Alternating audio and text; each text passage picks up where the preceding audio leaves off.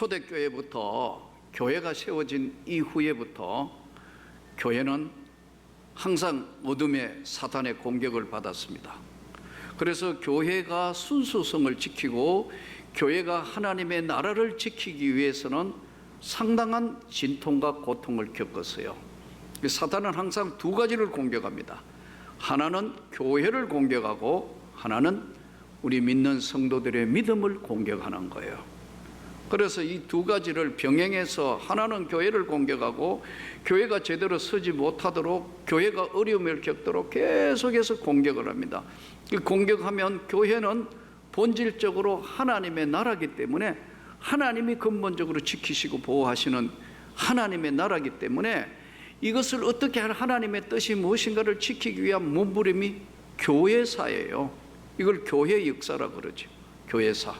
또 하나는 교회 안에 하나님의 백성인 구성원에게 사단이가 다른 걸 공격하는 게 아니에요. 믿음을 공격하는 거예요.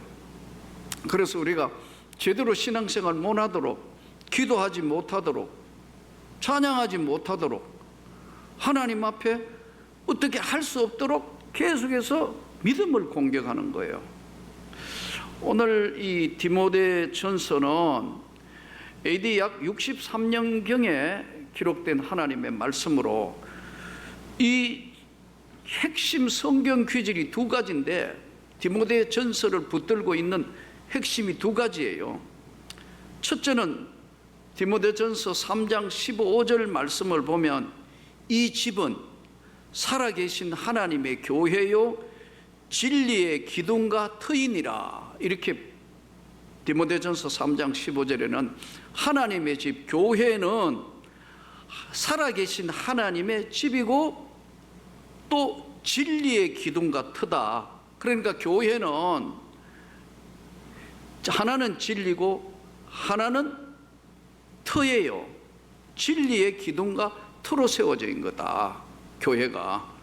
그러니까 이게 건물이, 이것도 교회지만 건물이 아니고 하나님 앞에 구원받은 백성들이, 하나님의 앞 사람들이 모여있는, 진리를 지키고 진리를 수여하고 진리의 말씀을 증거하는, 진리와 그 기둥 위에 세워있는 사람들이 모여있는 터다, 이런 뜻이란 말이에요.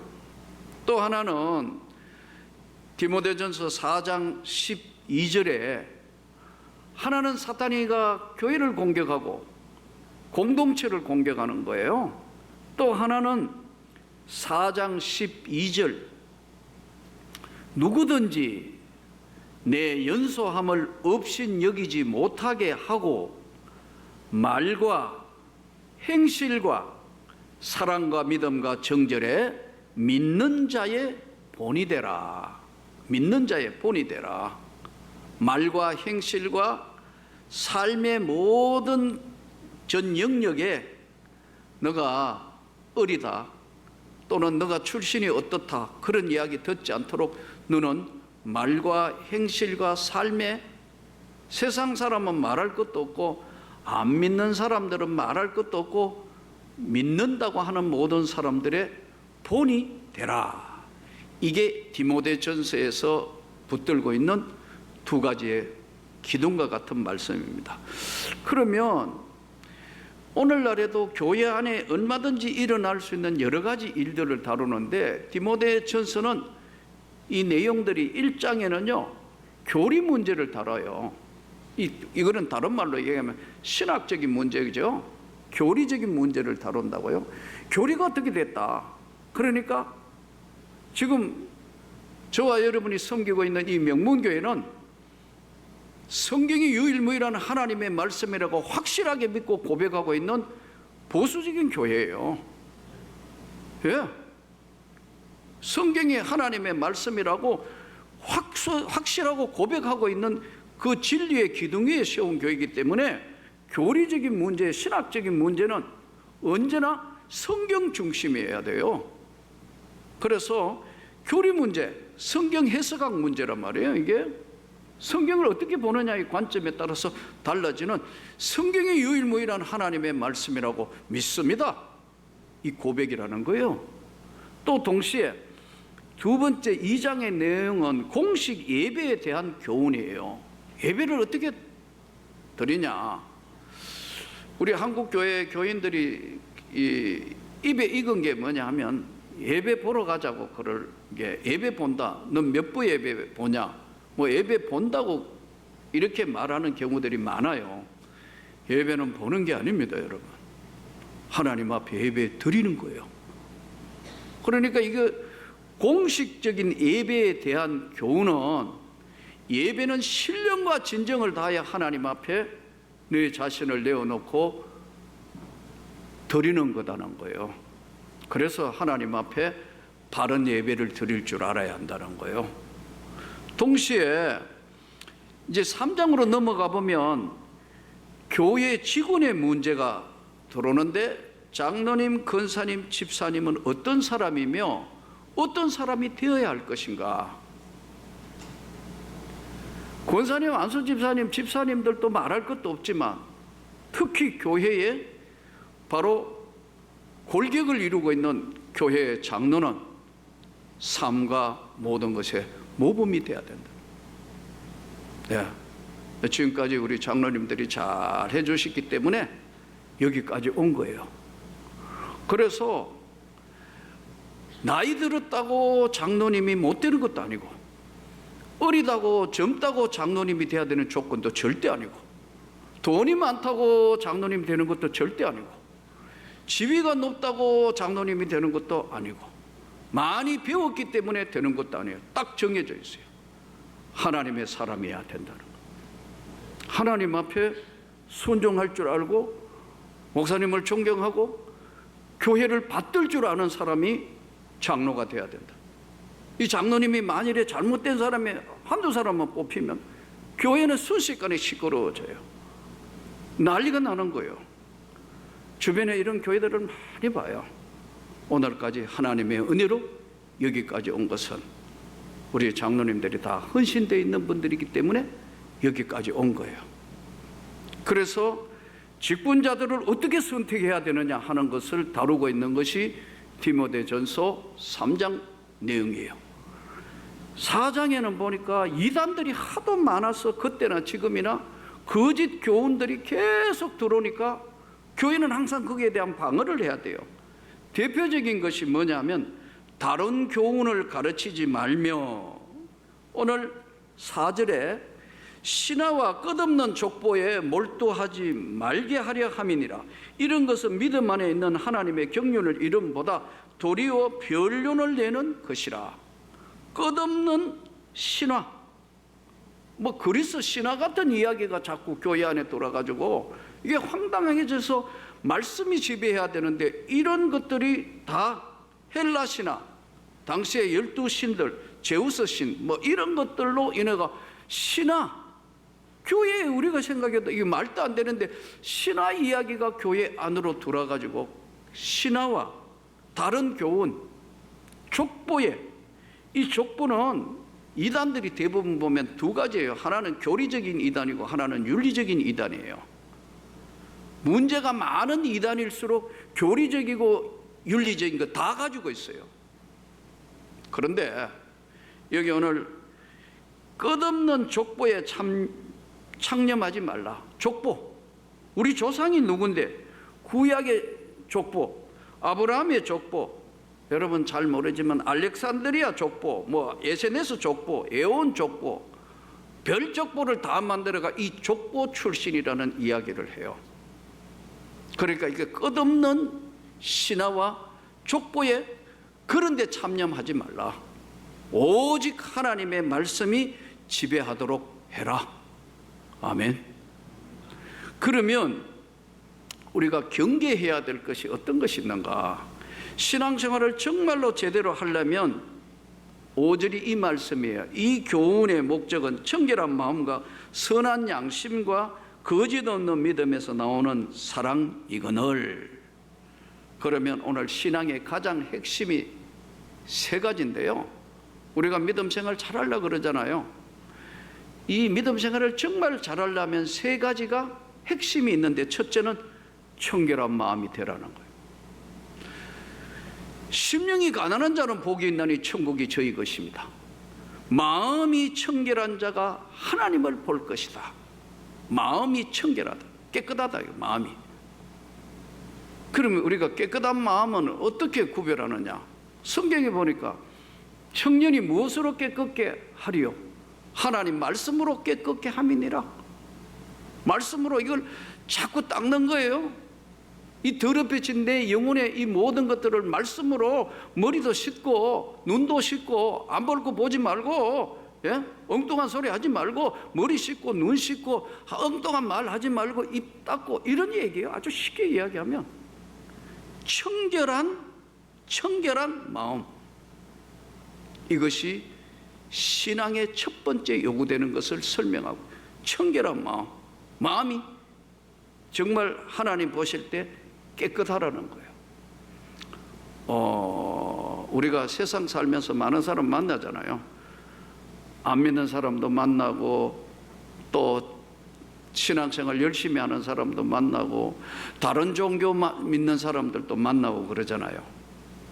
그런데 그런 사람들, 안 믿는 사람들, 다른 종교 믿는 사람들도요, 마음이 깨끗한 사람들이 있어요. 그런 사람 볼 때마다 저는 저 사람이 정말 예수 그리스도를 믿으면 참 좋았겠는데 법 없이 살 수 있는 사람인데, 이런 생각을 할 때가 있어요. 그런데 반대로 깜짝깜짝 놀라는 게, 이거 예수 믿는다 하면서 직분자라 하면서 뭐 근데 들어가 보니까 전혀 아니다. 저러면서 저렇게 믿어도 돼? 목사인 나도 퀘션 마크를 붙일 정도, 이런 사람들 여러분 주변에 많이 보지 않습니까? 직장 생활하면서 뭐 이렇게 해가 직분자들 하잖아요. 이 청결하다는 건 뭐냐면 그분은 말씀으로 안 닦은 거예요. 안 닦고 자기 중심으로만 가는 거예요. 그래서 이게 오늘 이 본문이 디모데 전서에서 이 당시에, 예? 이들을 향한 강력한 메시지가, 끝없는 족보와 변론에 하지 말고 이 교훈의 하나님 말씀의 목적이 청결한 마음을 가지라는 거예요. 자기를 돌아보라는 거예요. 자꾸만. 그러니까 제일 힘든 사람이, 교만한 사람들은요, 남의 이야기를 안 들어요. 다 안다는 거예요. 안 듣는다는 거예요. 참 교회를 향하여 오늘 던지는 메시지 깊이 명심할 수 있기를 바랍니다. 오늘 이 시대를 살아가면서 자꾸 세상 사람들이 우리를 향해서 자꾸 엉뚱한 메시지를 던지는 건 뭐냐면, 교회가 하는 일이 많아요. 구제하지요, 봉사하지요. 우리만 해도 뭐 장학금 조금 있으면 또 외부 장학금 주지요, 뭐 하잖아요. 그 다음에 뭐 저거 되면 또 노인들한테 뭐 대접하지요, 뭐 보이지 않게 연말 되면 김장담회 주지요, 뭐 다 하는데도 이게 왜 막히느냐 하면, 잘못된 몇몇 사람들이 자꾸 그 사람들이 매스컴에 나오고 하기 때문에, 또 매스컴은 그걸 이용해가 계속해서 부추기다가 보니까요, 부정적인 시각을 보이는 거예요. 하나님 앞에 우리 모두가 오늘 하나님의 말씀대로 이 땅에 교회를 공격하고, 사단이 하나는 믿음을 공격하는데, 공격당하지 않으려면 진짜 신앙의 핵심을 가지고 있는 것은, 너가 하나님 볼 때 청결한 마음을 가져라. 이 마음이 가만히 안 있거든요. 한 성을 빼앗는 것보다 너의 마음을 지키는 것이 중요하다. 답은 언제나 외부에 있는 게 아니고 내 안에 답이 있어요. 기도가 뭐냐면 내 안에 있는 것을 하나님이 알게 하셔서 깨닫게 하는 것이, 이게 응답이요. 근데 자꾸 외부에서 찾는 거예요. 자기는 다 숨기고, 자기는 한 번도 말씀으로 내 영혼을 청결하게 하는 작업은 하나도 안 하고 맨 남 탓만 하는 거예요. 그러니까 이게 지금 다른 사람 볼 때는 이게 너무나 황당한 거예요. 그러므로 청결한 마음을 가질 수 있기를 주의 이름으로 축복합니다. 동시에 선한 양심, 오늘 본문에 그대로 선한 양심과, 이 양심이라는 것을 사전적으로 찾아보니 이런 뜻이에요. 안다. 우리가 양심이라는 말을 많이 쓰잖아요. 아이, 저 사람 양심도 없다. 뭐 양심도 없냐? 양심이란 안다라는 뜻인데, 양심은 사전적 정의를 보니까 양심은 지각에서, 안다는 거 깨닫는다는 지각, 양심은 지각에서 출발하여 인간 영혼의 깊은 곳에서부터 선과 악을 구별하는 기능과 정서이다, 이렇게 정리해요. 상당히 좀 포괄적으로 이야기하는데, 아주 쉽게 이야기하면 양심은 내 영혼 깊은 곳에서 나오는 선과 악을 구별할 수 있는 바로 기능과 정서라는 거예요.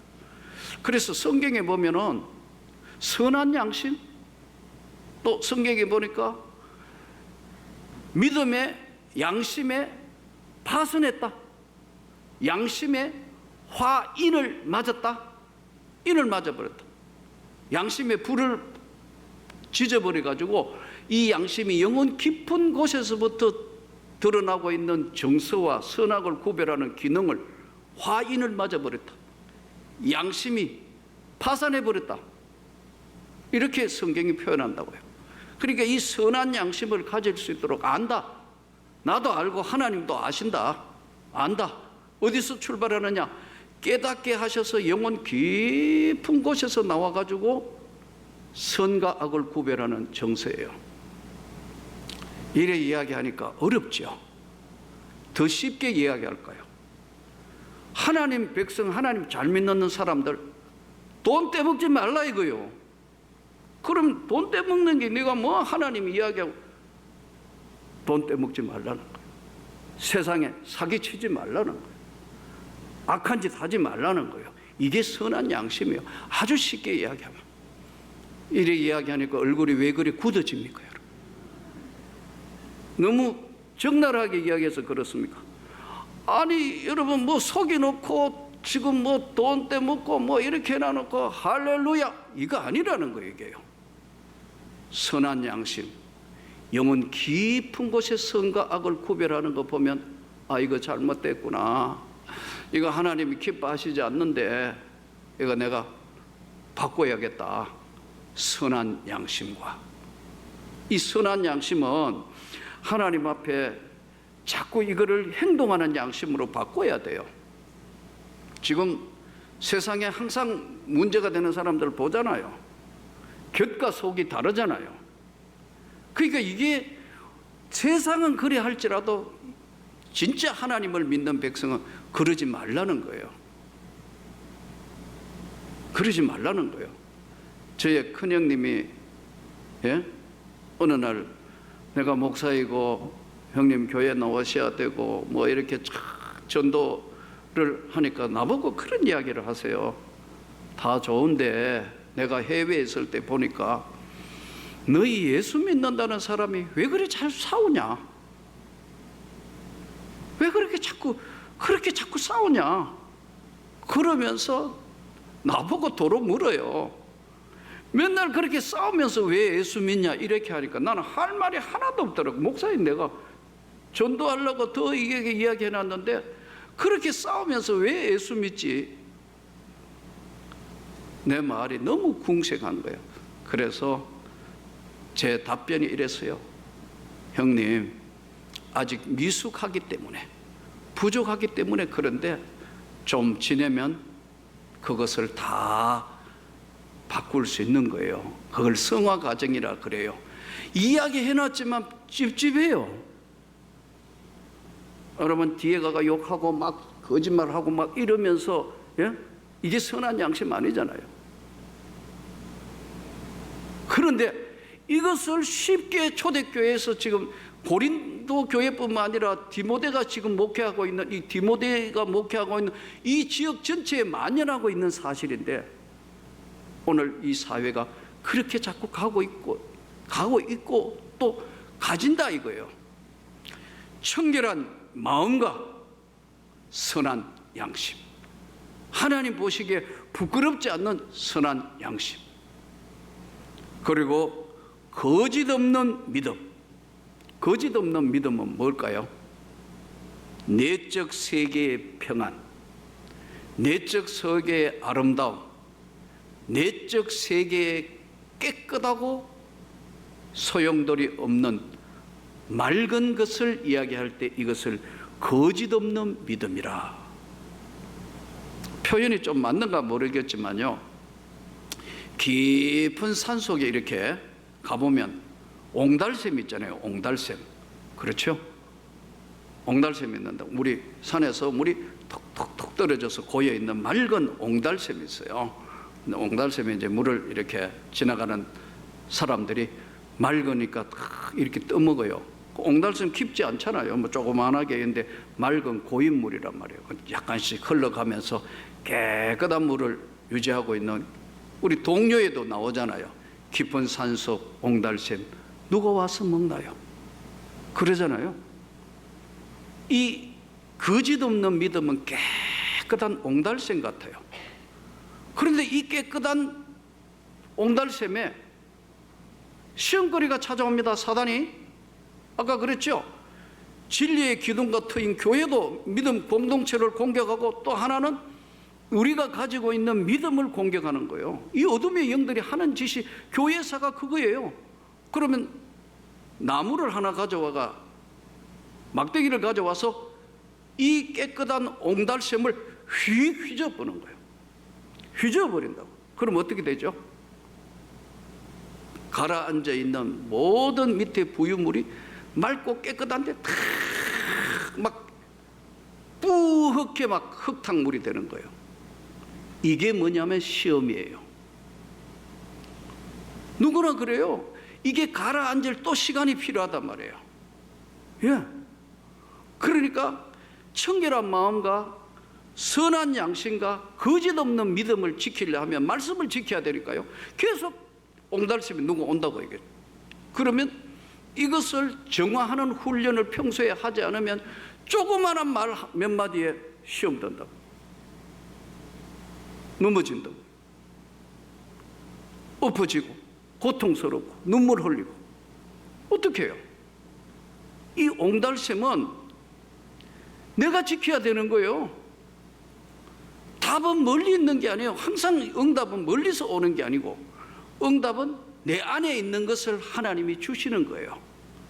우리가 이 땅 삶 마지막 마무리할 때, 그때 내가 좀 더 참을 걸, 아이고 그때 내가 좀 더 베풀 걸, 내가 좀 그때라도 더 위로할 걸, 내가 그때라도 행복을 느끼며 살 걸, 이걸 잃어버리고 사는 오늘 이 시대 사람들이에요. 이 시대를 향하여 오늘 던지는 메시지예요. 너는 이 시대가 어떻게 변해도 청결한 마음을 가지고 선한 양심을 유지하고, 너는 외롭고 힘들고 고통스러운 세상에도 거짓 없는 믿음을, 너의 옹달샘을 지켜라. 이 주의 말씀을 잘 기억하셔서 믿음으로 승리하기를 주 예수 이름으로 축복합니다.